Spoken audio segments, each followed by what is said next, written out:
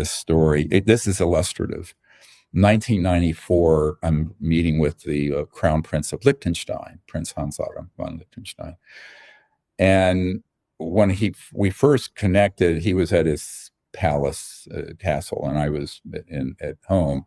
And he said, "We can't talk about this. Let's meet privately." So we eventually met in New York City at the Pier Four Seasons there on Fifth Avenue near Central Park, and met for hours. And he eventually told me that the reason he was funding all the abduction groups and mutilation groups, because he was the one putting all the money behind Bud Hopkins and David Jacobs and Mack and all these people.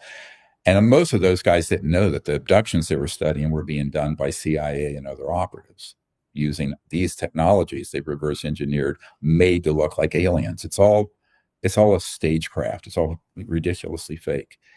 But the gullible public believes it, right? But he said, the reason I'm doing that is that we have to have an interplanetary war and Armageddon so Christ will return. And now I'm quoting. And I went, excuse me?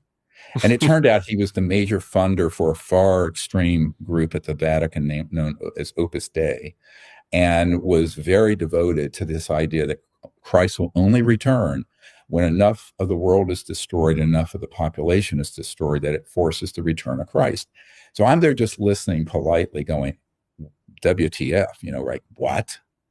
And then I realized that there's a component of this group that are like that. And then there's another component, and this is the chief mentor for Luis Elizondo, that honestly are Satanists who love destruction, love torture, love to see war, like to see suffering. They're weird people, and I know them. I know who they are.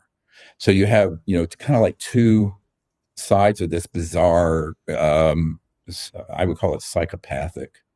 I mean, medically speaking, the guys are sociopaths and psychopaths, but high functioning. They're smart. Yeah. Like Adolf Hitler and his henchmen, he was a dummy, but the people around him were evil geniuses, right? I mean, the way they executed all that horrible stuff.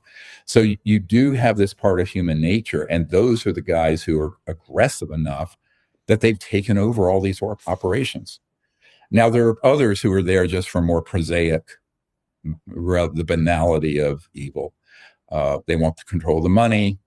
They have integrated, financial interests in Wall Street and the petrodollar and oil or public utilities or whatever it is. I mean, everyone has something they're trying to protect, right? And by the way, the release of even the most elementary of these technologies that would liberate us with free energy would alter all of that. I mean, I recently helped put together a black paper